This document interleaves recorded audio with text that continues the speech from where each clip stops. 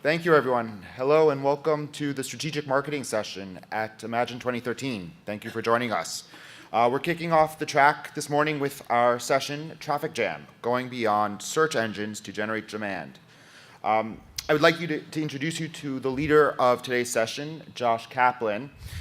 Josh is member of True Action Network, where he is the VP of Business Development there. True Action is a strategic digital performance agency and a part of the eBay Inc. family. True Action helps merchants, including Toys R Us and Levi's, drive revenue and growth through their online channels. There, Josh leverages his knack for cultivating strong client and partner relationships, and along with his proven record of developing strategic growth solutions rooted in practical multi-channel marketing and customer engagement to drive the agency's business development efforts. Josh, come on up. Good morning, everybody. I didn't do anything yet, but thanks. Good morning. Everybody enjoy the keynote session? It's good? Got the juices flowing? Excellent. So I'm just the moderator here. I'm not the important one here. The important ones today are the folks sitting here. We're very excited to have you joining us during these sessions. Want to sort of go into a little bit more about what we're going to do today, what the session is going to entail, what the sort of flow is, and then I'm going to turn it over to the folks that actually have the interesting things to say. The session is entitled Traffic Jam, and the idea here is that a lot of times merchants feel that the sun rises and sets on paid search. While paid search and SEO is very critical for driving demand, driving engagement with consumers and the brand, it's more than just that. We at True Action, we're a full-service digital agency. We're under the umbrella of eBay Inc. We spend a lot of time working with our clients, our merchant clients, large and small, like Toys R Us, GNC, Tumi, a lot of these big brands, helping them understand that there's a lot of value in paid search. Paid search in and of itself is supremely valuable to them growing their business. But paid search is really, in essence, the world's largest focus group. And based upon people's behavior in paid search, we can glean information about their intent, about their behaviors, about their needs and what they're looking for. And so that will help us inform paid search and SEO and the other channels, but it also allows us to take that data and articulate strategies within the other channels, within other expansive channels, to really make sense and optimize our demand generation efforts across a whole portfolio of media, not just within paid search and SEO. So the key here is that an appropriate optimized media mix is critical for a brand or retailer to actually drive that demand, drive that traffic. How do we get there? That's part of the art and science that is performance marketing. So today, what we're going to do is go through three, we'll call it case studies, presentations of examples of these folks up here who have delivered alternative solutions beyond just that micro vision of paid search and what it can deliver, but taking a look at a more broad sense at how to move the needle for their clients, utilizing a variety of different performance marketing channels. So the team of presenters here, we're going to start off, I'll introduce them one at a time. They'll come up, give their presentation, and we'll sort of run through the three presentations. If you can hold your questions to the end. And at the end, we'll have a Q&A session where we can, you can ask questions of myself or anyone up here. Make sense? Great. So the first presenter, team of presenters, I'm sorry. Ross Kramer, co-founder and CEO of Listrak, e-commerce email marketing service provider and a two-time Imagine speaker. And Kyle Fano, director of Supplements. He's a retailer of top quality natural products, vitamins, minerals, beauty and personal care items. And a combined Magento Listrak customer. Ross and Kyle? Cool. Thank you, Josh. And so I'm here with Kyle Fano. Kyle's the director of e-com for Super Supplements, 31 stores, Pacific Northwest, right? And I just learned that it's Kyle's mom's birthday, so be sure to wish her a happy birthday on Facebook, everybody. As Josh talked about, we're talking about going beyond search. He talked about a well-balanced revenue mix. Our worldview at Listrak is really that you guys should have, in terms of your email attribution, no less than 20% of your revenue coming from email. Hopefully some of you have a revenue attribution over 20%, but 20% is really the benchmark that we look at. Hopefully you guys are heading towards 30 plus. If it's more than 30 plus, you're probably not investing enough in other stuff, but that's where we start. Beyond that, what we'd like to do, and the encouragement that Kyle and I would like to give you guys today, is really to think beyond your batch and blast program. And what I'm going to be presenting and what Kyle's kind of be validating today is some of the triggered campaigns that we've put in place for Super Supplements and some of our about 100 other Magento customers that we've got on the platform. So the first thing that we're going to talk about is the concept of these modal pop-ups, or these sort of modal light boxes. Whether you like these things as a consumer or you hate them, the one thing that's really been directional across our customer base is these modal pop-ups are working hard to gain new email subscribers. Kyle, what have you found? Well, I bet if I asked to see a show of hands of who might be a skeptic of this particular tactic, we'd probably see a few. I was certainly one of them. I can tell you, if you're responsible for email acquisition and list growth, we have not seen a combination of simplicity and effectiveness that's greater than using this modal acquisition pop-up. I personally had some concerns, and I'm sure there's probably some out there as well, from a usability standpoint or a user experience. What does that do from a customer perspective? Just one lesson learned, I guess, from the trenches. When we initially rolled this out, we did not, or I should say, we rolled it out with sort of a non-standard way of bypassing the modal pop-up, and we did get some negative feedback on that. Once we cleaned that up, and it was really more, it wasn't intentional, just something we overlooked. We've really seen nothing but positive benefits from this, and have really accelerated our email acquisition because of it. Cool.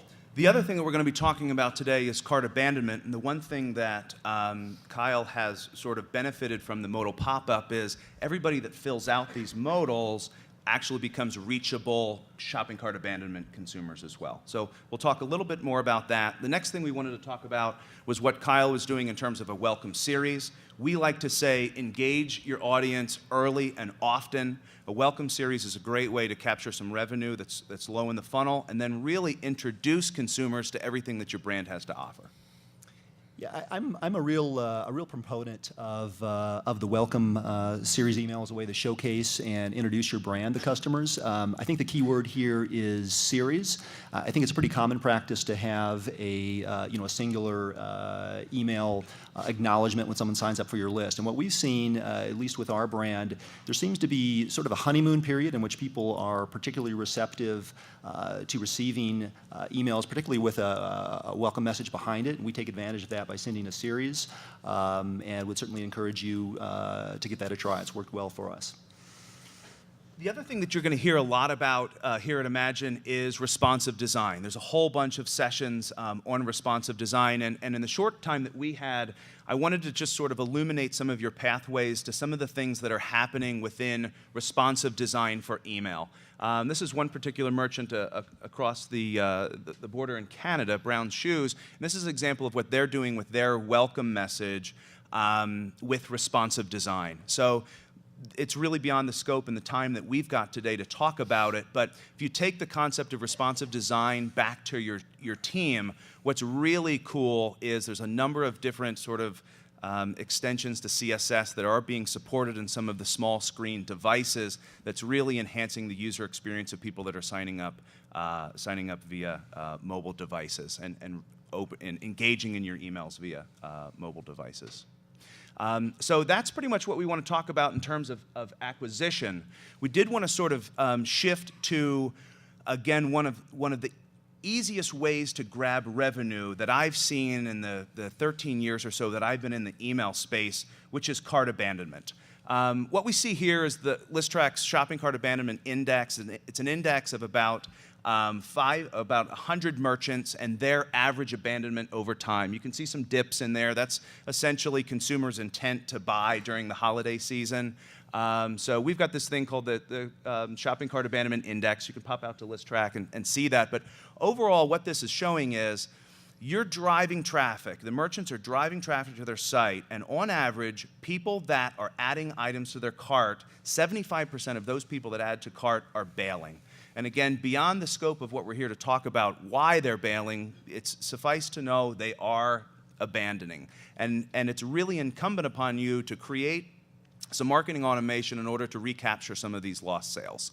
What we've done over the past 4 years is we've actually shopped the entire internet retailer 500 and second 500. So it's a 4-year process that our marketing team has done. And what we found is, on average, only about 19% of the entire internet retailer 500 and second 500 are doing cart abandonment. And this is really essentially low-hanging fruit for all you guys to think about in ways to recapture this revenue. One of the great things that makes Magento great is you don't have to go out and shop for another review provider. It's baked into Magento. The one problem is there isn't a post-shipping ask. And what we found is if you don't ask for reviews, you don't get reviews. And Kyle, was that essentially what you guys found? Yeah, absolutely. So we tried a number of things to sort of stimulate the ratings and reviews collection process, and hands down, the single most effective way that we found to do this was just to ask via an email. And we typically see about a 15% response or conversion from the customers that we ask to write a rating or review. In addition to that, it's been interesting to see a number of customers come back to the site to complete a review and then also make a purchase. Some follow the email, the review email, don't complete a review, but also make a purchase. So we've seen good conversion in that sense as well. But all in all, we've seen a 4 to 5x lift in the number of reviews that we've collected since implementing the program. So it's been very successful. Good. Fantastic. Good stuff. Thank you, guys.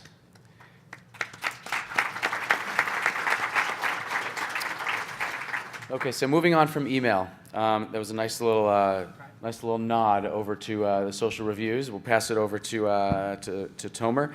Tomer Tegrin is the CEO of Yotpo, a strong advocate and a strong advocate of social commerce. Yotpo is the fastest growing social review platform in the e-commerce space. Great. Go ahead, Tomer. So hi everyone, nice meeting you.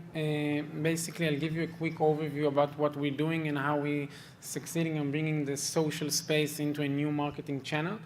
I'll show you what we did wrong and what we did right and how we managed to get so many new customers to our Magento websites.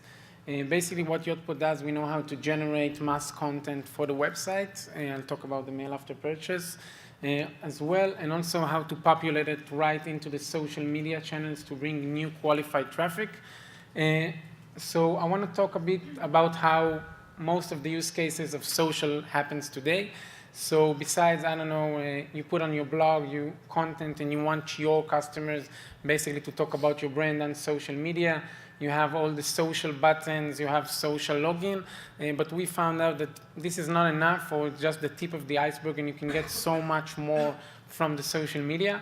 Basically, a few numbers from what we saw across 6,000 merchants using Yotpo about different social media channels. So Facebook is still the largest source of, let's say, traffic from the social media to the e-commerce site, regardless of vertical, by the way. It doesn't matter if it's fashion, sports, even cars. Facebook is still the largest one, but we're seeing Pinterest starting to emerge. A little bit more interesting data is Pinterest basically is the most engaged social network there is. Users tend to stay more on site and to shop more when they come from Pinterest versus Twitter or Facebook. But what we saw that having, I don't know, followers, having fans, it's clearly not enough. You can do so much more and leverage all your e-commerce activity into the social space. So how we manage on March, actually, we succeeded to bringing 60,000 new customers to our Magento websites. And let's see the first thing that actually worked. So one of Yotpo's technologies is we're enabling the merchant to connect their Facebook page and Twitter account to our system, and then we know how to take the user-generated content, the reviews, and populate it very, very smart on the Facebook pages and Twitter account of our merchants. And I can tell you that engagement is on it's like skyrocketing.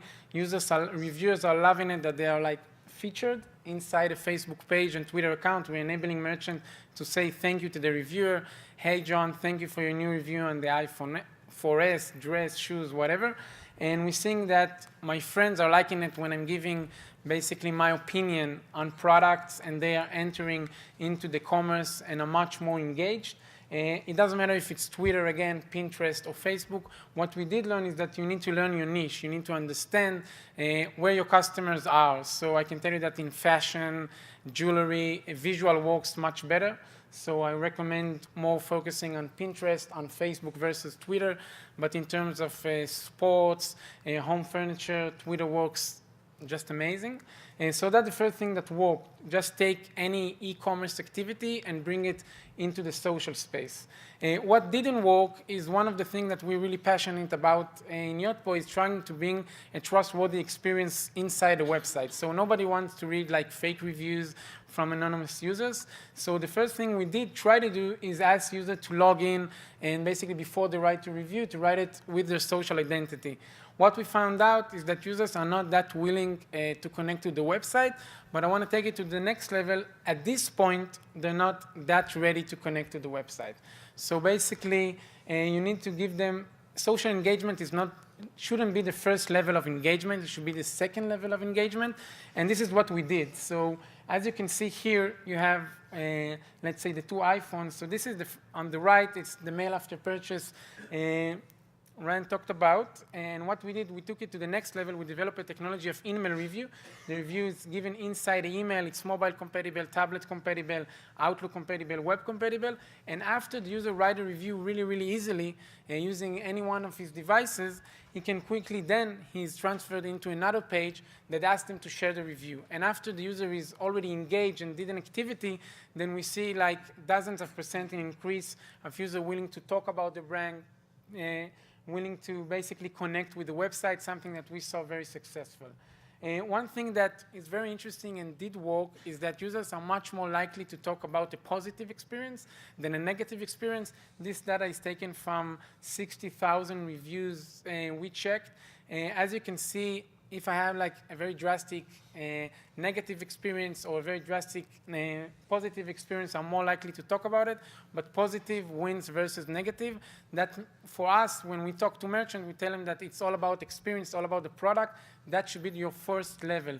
Give them a very good experience, an amazing, let's say, UI, funnels, like you talked, and then they're much more willing to talk about your brand. What didn't work, and we saw that, I don't know, populate the content works really, really well. So why not automate it, right? Why not pushing it as much as possible? And we saw that engagement decreases dramatically if you try to automate stuff and you keep on pushing it, because basically you started to spam your fans, your followers, and they don't like anything that is automated. So just try to be as human as possible and try to do it on time. We develop a technology that we know when to push it in terms of time, in terms of localization.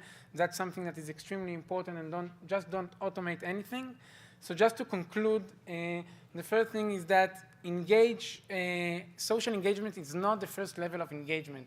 You should be engaged with the website first, and after that, if you ask them to be socially engaged, they will be much more willing to talk about your brand, to be the ambassador of the website. The second thing that is very, very important is don't automate anything. Just try to keep it as human as possible. Use smart technology into personalized stuff, but don't automate anything.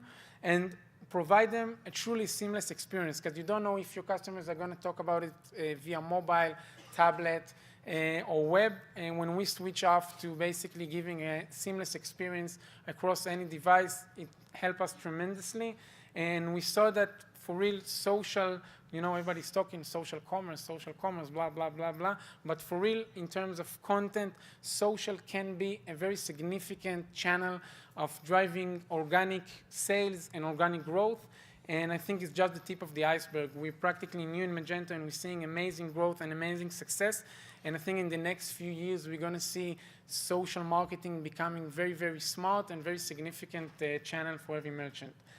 So we are really excited to be here. Thank you very much. If you have any questions on social marketing, social commerce, All of us would love to help. Just shoot us an email or come to our booth. And that's it. Thank you very much.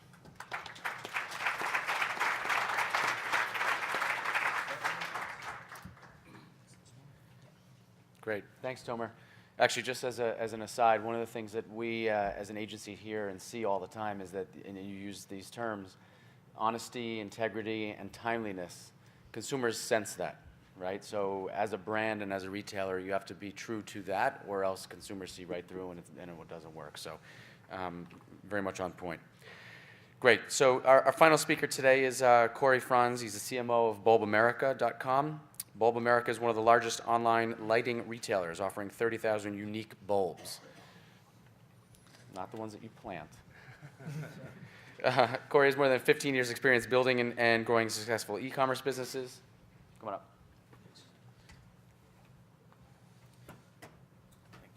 Good morning. My name is Corey Franz. Thank you very much for joining. I think Ross gave a great presentation. Cart abandonment is very important.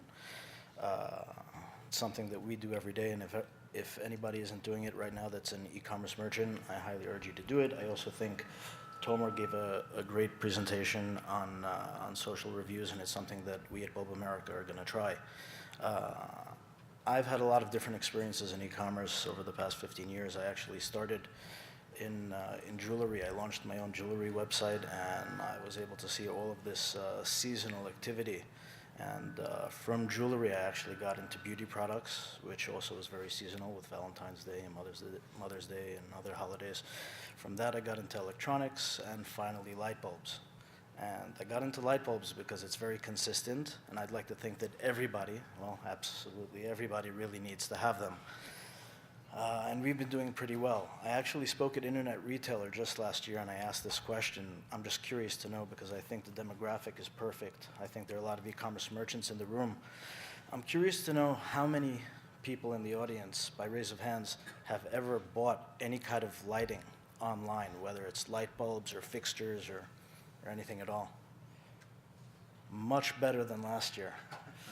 All right, so we're doing a little bit better. That's good to know. We're working with all of the main manufacturers like Philips, GE, Osram, Sylvania. And there are not many people online that are doing that, and there are not many people that have adapted to buying lighting online. We've done pretty well, actually. Last year, we made it to the Inc. 500 list with a growth of 400%. And this year, we're going to make the list again, which doesn't usually happen very often, which is actually just fantastic. So moving forward into how we get more search traffic or traffic without search, it goes to a story that started about a year and a half ago. So on my way to work every morning, I stop at my local coffee shop, and maybe I could move this over. Yeah. So I stop at my local coffee shop, and all of a sudden they started giving out these reward or loyalty cards where every time you get a piece of coffee, a cup of coffee or a muffin or something, they would stamp your card. And after 5 or 6 times, you actually get a free cup of coffee or a free muffin, whatever it is. And I thought, now I'm going to have to carry this card. It's not easy, whatever. And I kept it. I continued to use it. And eventually, I started liking the rewards. They give you a free cup, and I noticed that other people started doing the same. And then I went to my barber, a 65-year-old guy, and he started doing the same thing. He started stamping this card so that I could get a free haircut. And if this 65-year-old barber is doing it, there must be something right. And I learned something, that everybody enjoys getting these rewards, this free stuff for your loyalty. And I could tell you that of the merchants that I shop at, I stick with the ones that give me something back. So I thought about what I could do to bring this into bulbamerica.com, and we shopped a whole bunch of options online that offer modules for Magento. And because we have a unique one-step checkout and a number of other customized modules, we had to really get in and build something ourselves with a lot of modification. And what we ended up doing is building something that rewards all of our customers for almost anything that they can do. So the biggest reward you could get is for actually making a purchase, but it doesn't start there. It starts by signing up. You could sign up to the site and instantly you get 250 points, which has a live currency value. You could actually use that currency to start buying product on the site, which is great. You could also +1 our pages. You could like any pages, one or multiple pages, and just build up points.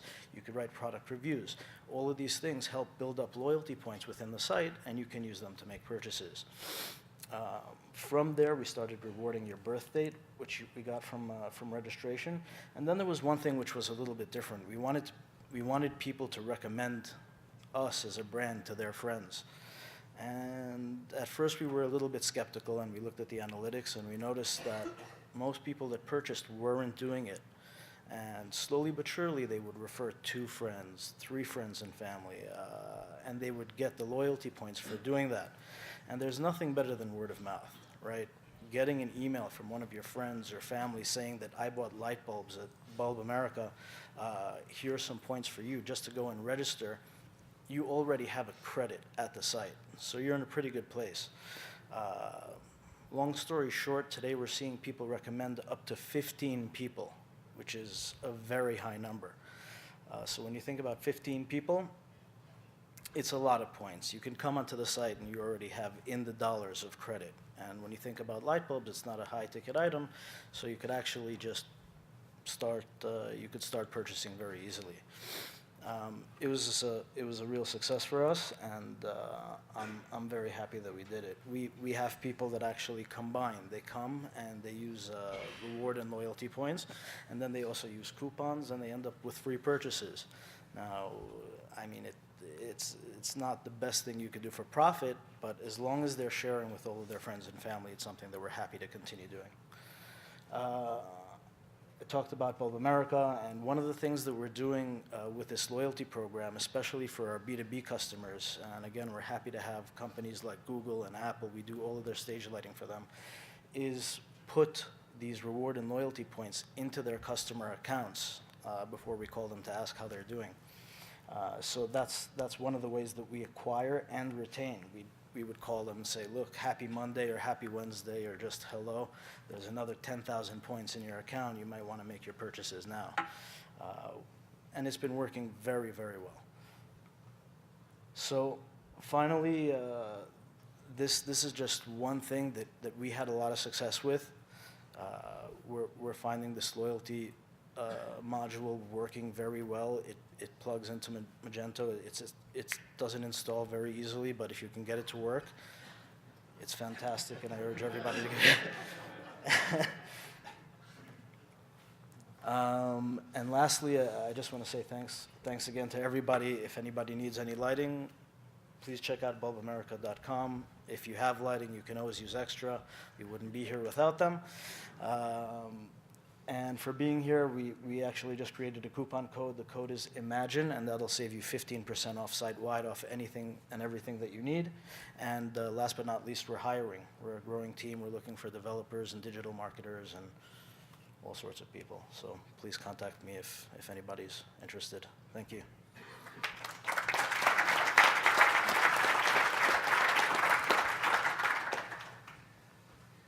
Thanks, Corey.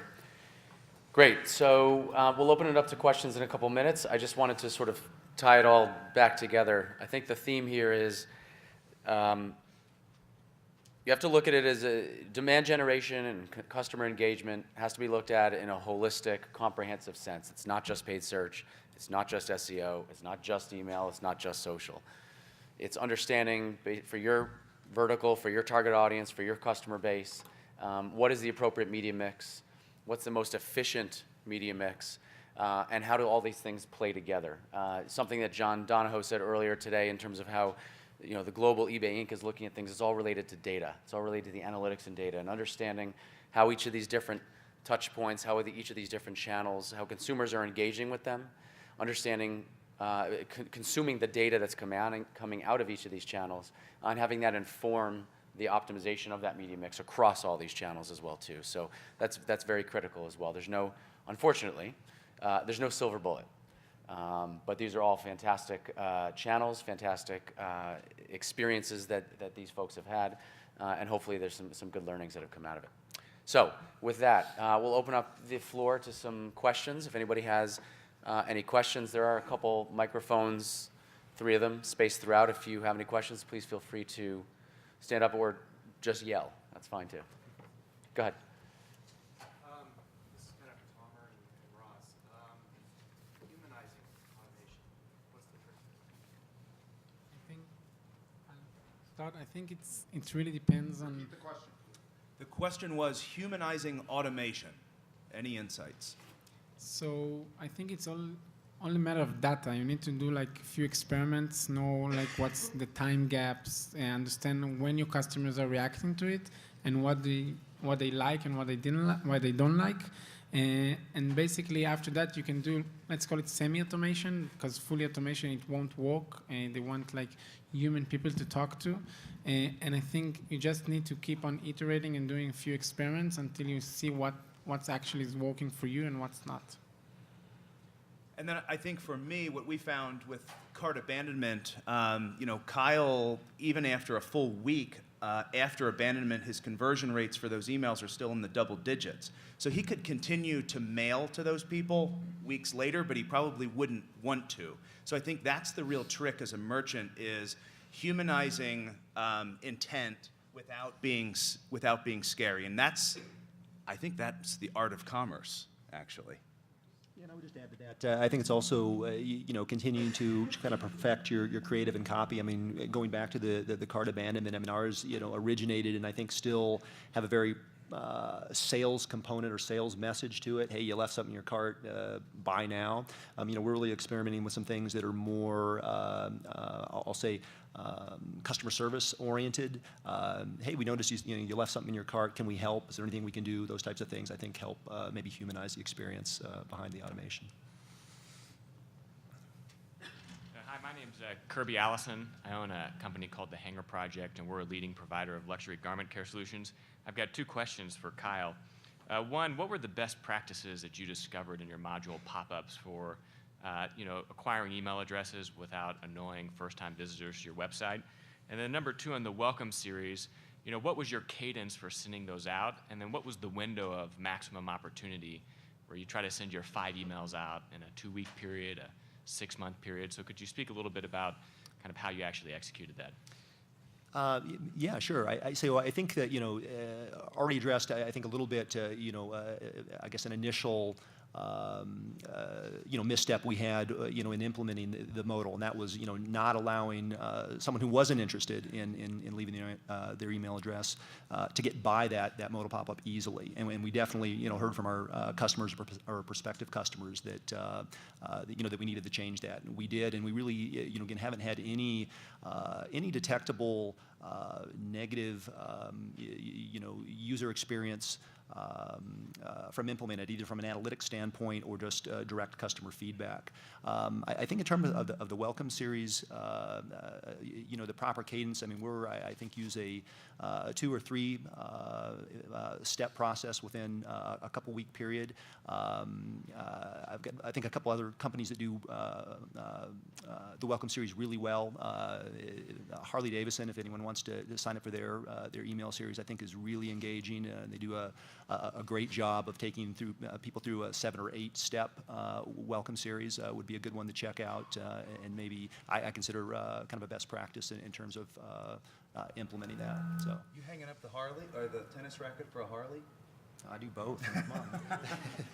Interesting story just on the modal. We've got a customer called Birkenstock Central, and what we found directionally is that offers work really well. Offers is going to bring more people in than non-offers. Some of you guys might work at a non-promotional brand, so you've got to maybe do a contest or something like that.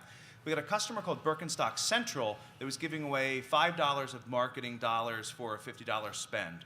He found a supplier that would give him a pair of socks for $3. So he did a free gift with purchase. So free pair of socks with $50 purchase, because people love to wear socks with Birkenstocks. And the demand, oddly enough, it went through the roof by giving away a free gift with purchase on the modal. So that actually brings up an interesting point, just to dovetail off of this. I think there's 2 additional pieces. One is testing. Testing and learning across any of this is critical. right? There's no one size fits all. You're going to learn, you're going to adjust. Again, these offer testing is one example, but there's creative testing, there's the sequencing testing. That's critical, right? It's not just a one size fits all, set it and forget it. So that's the first thing I think it's very critical to keep in mind, regardless of which channel we're talking about. And then the second piece is, again, it comes back to data.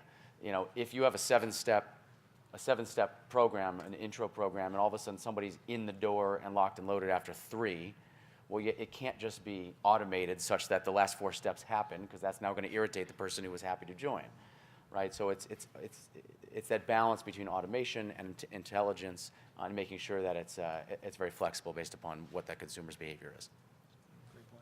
I'm Brett Rasmussen. I run a web-driven footwear brand called Kuru Footwear. We're strictly B2C through the web. Along the lines of the questions with the modal, is it strictly on the home page? Is it also on landing pages? Do you control whether it pops up based on the source of the traffic? Yeah, so our extension does allow you to say things like don't pop it if they came off of paid search, or don't pop it if they're in the checkout, or things like that. It probably comes down to testing. I think to Josh's point, you'd want to test where it's most effective, but doing it on the home page is going to really kind of remonetize some of the traffic that you've got on the home page and allow you to merchandise to them in kind of 2 different channels. So in your experience, though, generally speaking, are there certain channel traffic sources where it's a better response versus others? And I don't think I've got that data for you. Wish I did. Not at the ready. I'm sorry. thank you. My name's Ryan Garrow. I have a digital agency that focuses on some major e-commerce brands. Continuing this question on the modal stuff, very curious of how it works. Where in the process does the modal pop up on the site? Is it immediate when you get there? Is it part of the purchase process? So one of the things that we've done is we give the merchant the ability to say, based on a number of clicks or the time spent on site, or immediately. Again, I think it really goes back to testing. I think to some extent you do have to keep an eye on your conversion rate, what it's doing to your conversion rate as well. We see a lot of the big brands, your larger merchants doing it immediately, showing that modal light box immediately. But I would say it comes down to testing, and it's a pretty simple thing to do. For anybody that's doing cart abandonment, the kind of understory here is what we're seeing is about 4 to 7% of your unique visitors joining via modal, which is way up over about 1% if you figure what we see is most people join your email list because they've gone through checkout and they become a customer. And if half the people do the opt-in at checkout, then you're essentially converting about 1%. These modals, depending on how you tweak it and tune it, just kind of right out of the box, maybe you might see 5% of your uniques signing up, doubling the list size for an emerging e-commerce brand like Kyle. Yeah. Kyle, did you notice a conversion rate change when you used the modal initially? Did it drop or did it increase? I think your mileage will vary, so you'll want to keep an eye on that. Keep an eye on that on Google Analytics and what you're doing. But I think consumers have been they're expecting it to happen. They're expecting it. And if you can delight them with a free gift with purchase or some other experience, I think it adds to it. And all those people that are joining become reachables for your shopping cart abandonment program. So it also has effects to other programs as well, like cart abandonment.